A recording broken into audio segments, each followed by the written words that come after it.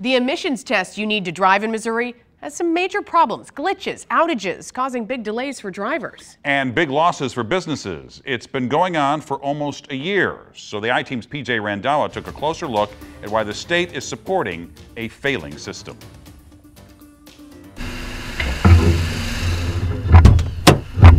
It's been hailed as cutting-edge tech, but retired house painter Phil Gonzalez calls it a thief. I got there like at 8, didn't get it done until 7 o'clock.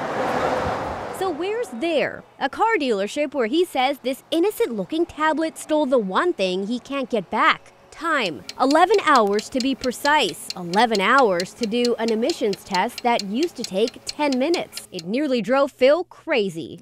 I kept calling them up, and they said, well, they told me why. They're having trouble with computers, you know, reacting with the state's computers. But if you want to drive in the state, you gotta get this state test. Inspection type. So Gonzalez soldiered on, waiting until finally he was street legal. But the next day... And then I had to take my wife's vehicle in. Same problem, same maddening wait. Another day wasted. It was supposed to be fixed. That's what the state of Missouri promised when the I-Team uncovered similar problems nearly a year ago. You're looking 2.5 hour wait time. Introduced last year, officials touted it as a one-of-a-kind computerized approach to getting your emissions test, created by California company Worldwide Environmental Products. But now some auto shops say they're calling it quits because the ongoing problems are affecting their bottom line. I'm losing money. I'm losing customers. So meet Shannon Schindler, again, general manager of Speed Emissions. It's basically doing the same exact thing that it was doing when I spoke with you in June of last year.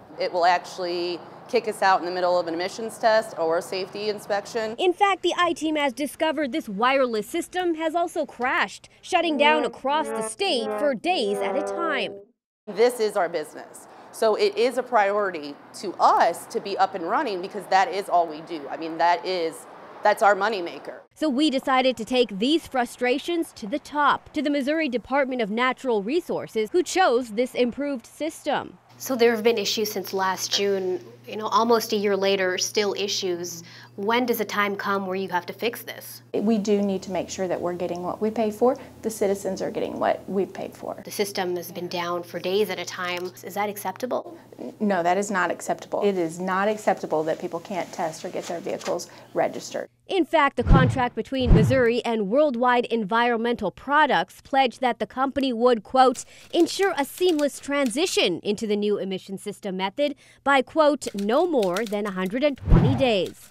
So you could go back and say, well, we paid for this and we're getting less than what we expected. Right, and we need to have conversations and move forward with whatever appropriate remedy there is. But for Phil Gonzalez, the answer is simple. We had a system that worked for decades. If it ain't broke, don't fix it. Well, the company behind the new program, Worldwide Environmental Products, told us they've had issues with Windows 10. But they also say they have 4 field technicians working to solve issues as they arrive.